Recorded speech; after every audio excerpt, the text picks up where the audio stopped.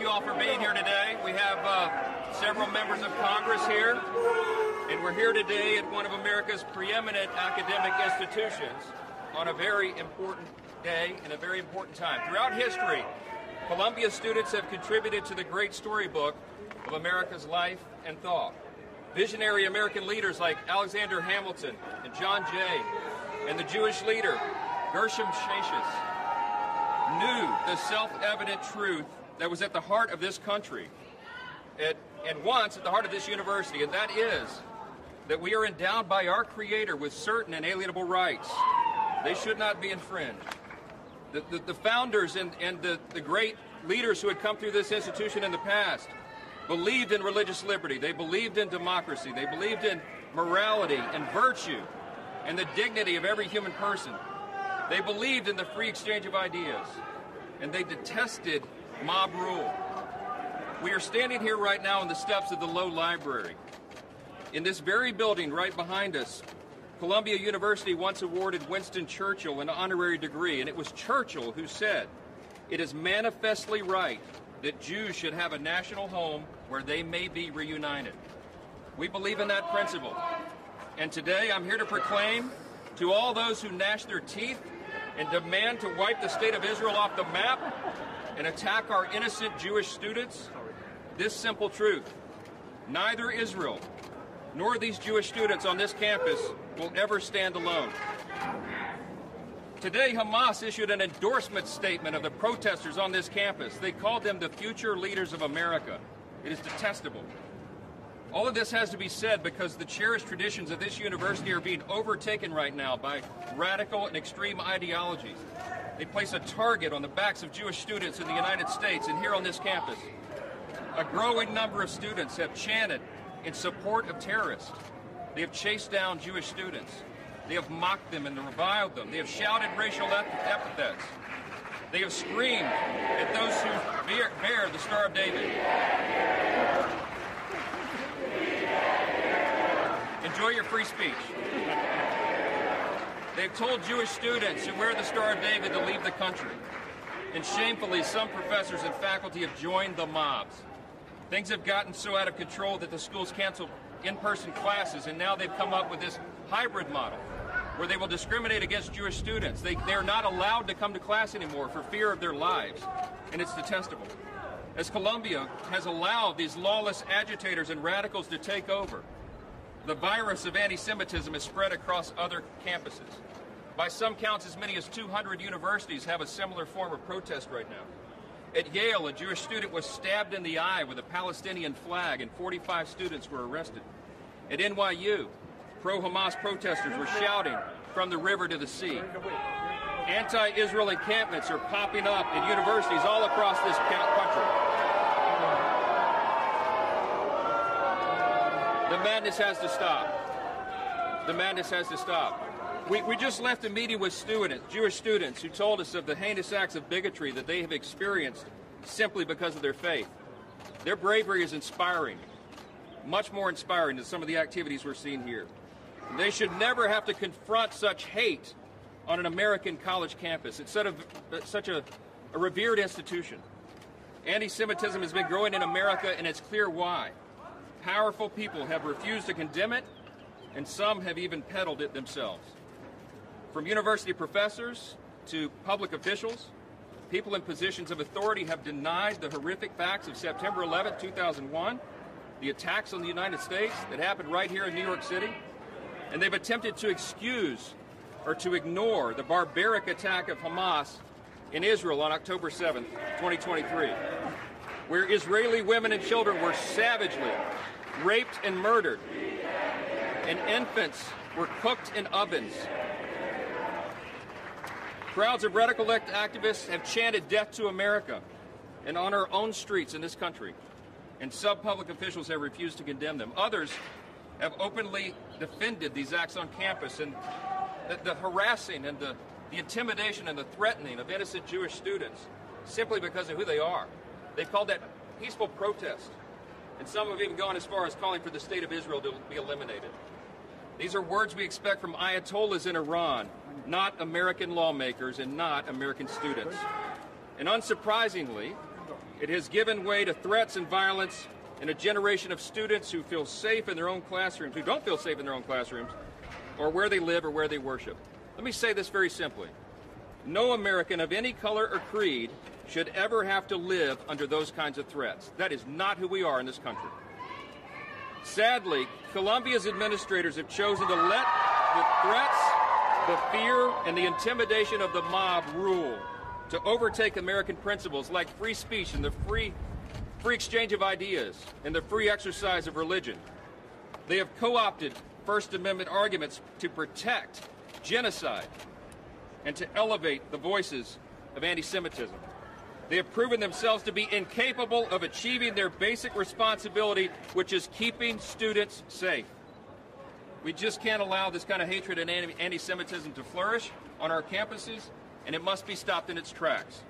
Those who are perpetrating this violence should be arrested. And I'm here today joining my colleagues and calling on President Shafiq to resign if she cannot immediately bring order to this chaos. As Speaker of the House, I am committing today that the Congress will not be silent as Jewish students are expected to run for their lives and stay home from their classes hiding in fear. In the House of Representatives, we've already acted to address anti-Semitism on campuses. We have passed a number of statutes to address this matter, and we call upon the U.S. Senate to act upon our legislation. I have a couple of my colleagues here that I'd like to share a few words. I'll turn it over first to the chair of the House Education and Workforce Commission, Virginia Fox, Congresswoman Virginia Fox, North Carolina. Virginia? Thanks, Mr. Speaker. Columbia University is in a free fall. Following the explosion of this anti-Semitism, the Education and Workforce Committee started investigating. So far, the committee has uncovered key failures in the administration's response to the anti-Semitic attacks and displays embroiling this campus. First, President Shafiq presented false testimony to the committee regarding the removal of Professor Joseph Basad. No action was taken. In addition, the administration has suspended 2 Jewish students for a made-up chemical attack.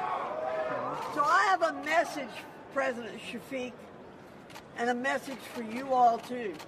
The inmates are running the asylum. That's right. Take back control of this once great institution. You took action last week.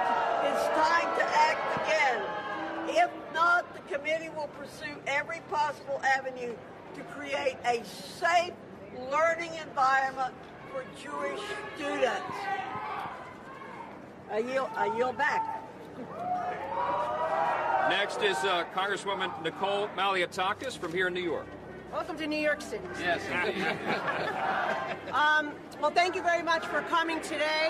I'm so happy to welcome the Speaker to New York City, and we appreciate his leadership in coming here to condemn the anti-Semitism that has been allowed to fester on this campus.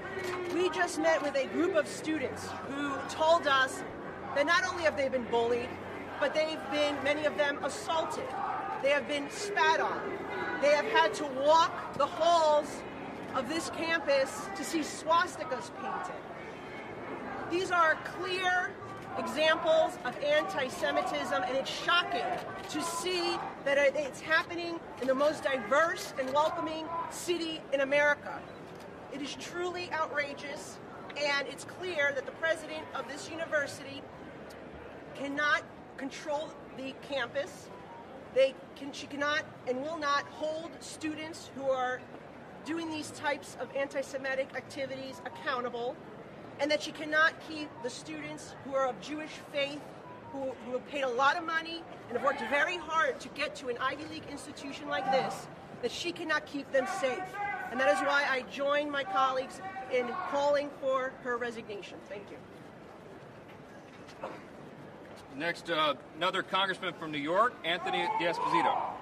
Well, thank you, Mr. Speaker. If you are a protester on this campus and you are proud that you've been endorsed by Hamas, you are part of the problem. When you cheer on the fact that you enjoy Hamas and Hezbollah, you are yourself part of the problem. Mr. Speaker, I am proud to join with you here today in calling for the immediate resignation of the President of Colombia. She has failed her duty. She is not keeping students safe. And we see on this campus the hate-filled speech that is carrying through this country.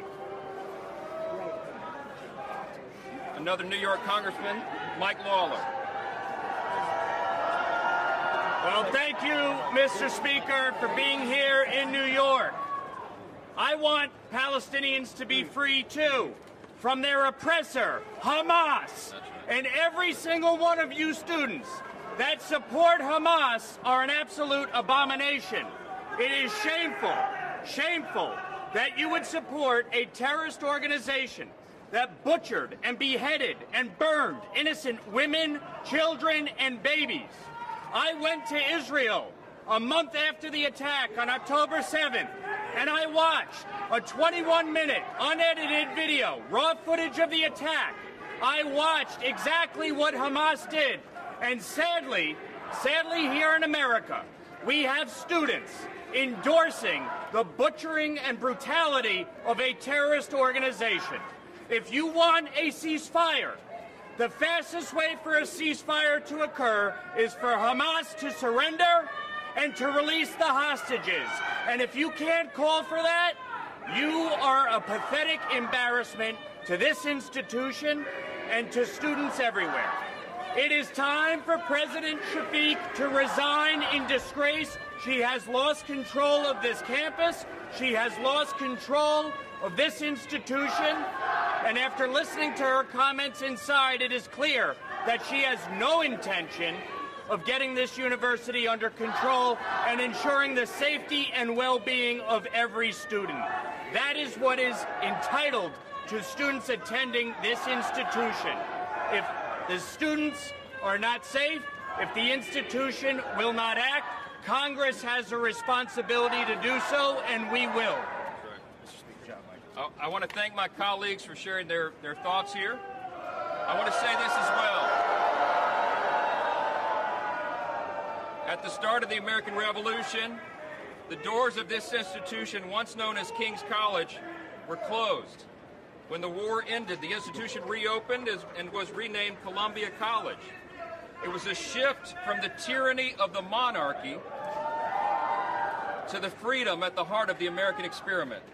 And now the forces of hatred and oppression once again are on the march. They've begun to try to close Columbia's doors to a segment of students.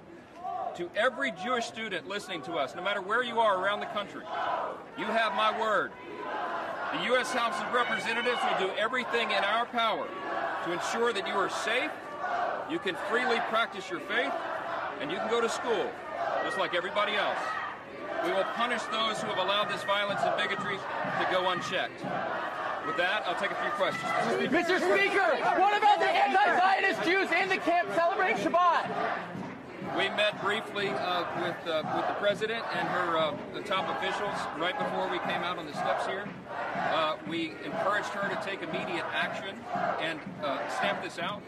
And our feeling is that they have not acted to restore order on the campus. This is dangerous. This is not free expression. This is not First Amendment. They are threatening, intimidating, saying that they will take violence upon Jewish students. We met with Jewish students who are in fear. They can't come on campus. They can't study for their final exams.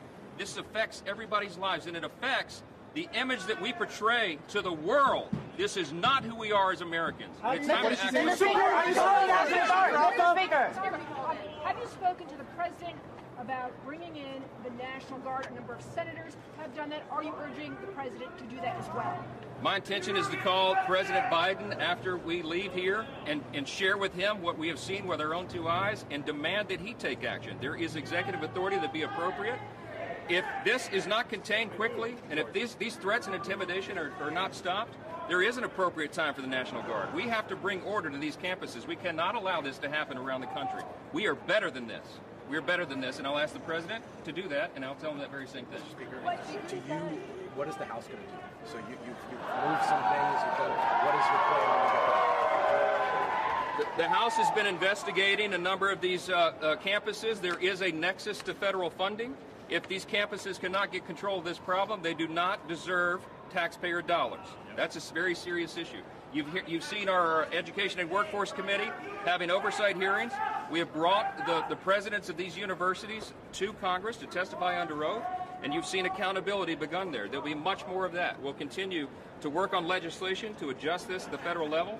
This Congress, and I genuinely believe there's bipartisan agreement on this, will stand for what is good and what is right. You support It does not matter what else in our faces. We're going to do what is right by America. We respect free speech. We respect diversity of ideas. But there is a way to do that in a lawful manner, and that's not what this is.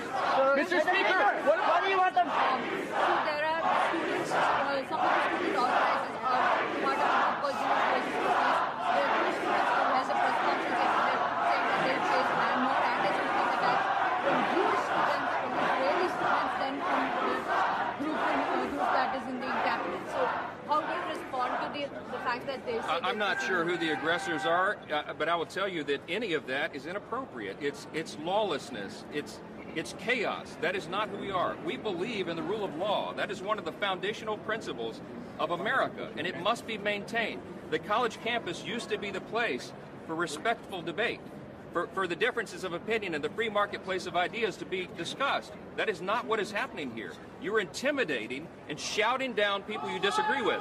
You cannot censor and silence viewpoints you disagree with. That is not American. You do not understand what it means to respect the First Amendment. Mr. Speaker. My message to the students inside the encampment is go back to class and stop the nonsense. Look, if we want to have a debate on campus about the merits of these things, let's do that. But you can't intimidate your fellow students and make them stay home from class. Think about that. Is that right? Do you think that's right? Stop wasting your parents' money, Congressman Lawler says. I think that's right. Mr. Speaker, what about the anti-Zionist Jews inside the camp that are celebrating Shabbat? I don't know who's in that camp over there, but I would tell you that this is unacceptable, and the American people are demanding accountability for it. And that's why we made the trip here today. That's why this press conference is important. We want this administration and the administration of every university campus around the country to bring this to account and to bring this lawlessness to an end. Speaker, do you support the Israeli invasion of Rafah?